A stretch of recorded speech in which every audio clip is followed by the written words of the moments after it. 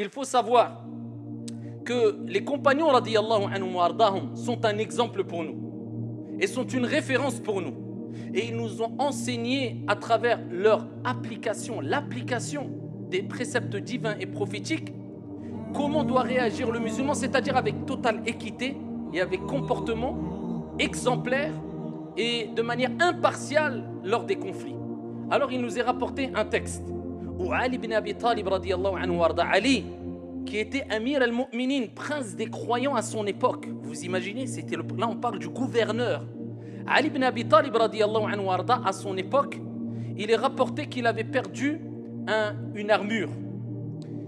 Et ici, une personne de confession juive a trouvé son armure. Alors, plusieurs jours après, Ali ibn Abi Talib radiyallahu anhu warda a vu un juif avec son armure. Et il a reconnu son armure. Il est parti le voir. Il dit, cette armure, elle m'appartient. Le juif, il a dit, non, elle ne t'appartient pas. C'est moi qui l'ai trouvée, elle est dans mes mains. Pourquoi elle t'appartiendrait? Il dit, c'est à moi. Il dit, non, c'est à moi. Il dit, non, c'est à moi. Qu'est-ce qu'ils ont dit? Eh bien, on va renvoyer l'affaire à un juge. C'est pas à n'importe qui. Hein. Ils n'ont pas dit à mon ami, comme certains. Attends, on va appeler un témoin, une personne, mon ami. Non, ça marche pas ça. Ton ami, c'est qui ton? Une personne dotée de science, de clairvoyance, de sagesse, une personne impartiale. Il a dit, viens, on va voir le juge. Le juge était musulman, Shurayh, radiyallahu anhu. Donc c'était un juge musulman, mais c'était un juge connu pour son équité, parce que les juges étaient connus pour leur impartialité et leur équité. Ils sont partis le voir. Mais vous vous rendez compte, c'est qui est parti le voir? C'est le prince des croyants, le gouverneur qui va voir un juge, parce que ici il y avait un juif, une personne qui a dit non, c'est mon armure, il ne le croyait pas. Ali a dit quoi? Tu me prends pour qui? C'est moi le juge, toi tu vas en prison, tu me donnes, tu es un voleur. Non, il a dit on va le voir.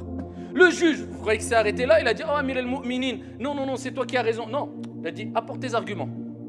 Ali ibn Abi Talib radiyallahu anhu warda a dit il y avait mon fils. Il y avait mon fils. Il dit ça, c'est pas pris en compte ça dans le témoignage, ton fils, parce que c'est ton fils. Est-ce que la parole d'un enfant, du fils d'un père n'est pas prise en considération? Elle peut avoir son poids, mais si c'est le seul argument pour juger, non. Il dit non, s'il n'y a que le témoignage de ton fils, c'est pas pris comme argument. Il dit aux juifs, regardez l'équité. Et toi, c'est quoi tes arguments? Le juif, il dit, les arguments, c'est simple, c'est que je l'ai dans les mains, c'est à moi. Et le prophète alayhi salam nous a enseigné cela. Il dit al-bayyina ala man idda'a. Celui qui prétend, c'est à lui d'apporter sa preuve. Il dit moi je l'ai dans les mains. Lui il dit que c'est à lui d'apporter ses preuves, c'est pas à moi. Regardez l'équité. Shurayh a dit pars, va-t'en, il a à toi le bouclier.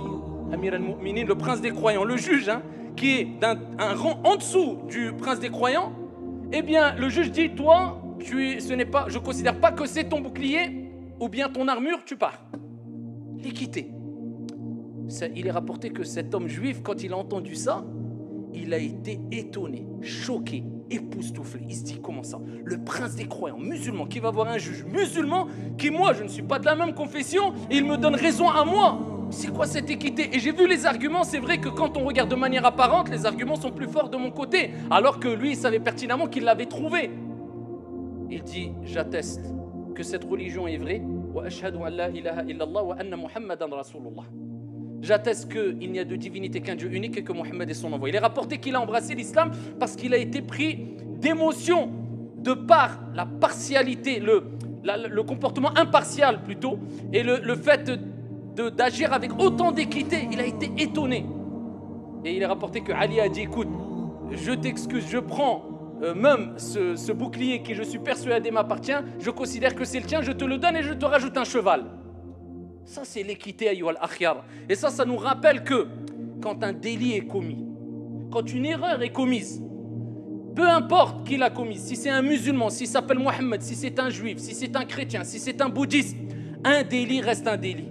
Quelqu'un qui vole, cela doit être condamné. Qu'il s'appelle Mohammed ou Karim ou Michel ou je ne sais qui, qu'il soit juif, chrétien, bouddhiste, athée, il n'y a pas de favoritisme. Si quelqu'un a opprimé, cela doit être condamné. Si quelqu'un a violé, cela doit être condamné. Si quelqu'un a agressé, cela doit être condamné. Le musulman, il ne suit pas ses émotions.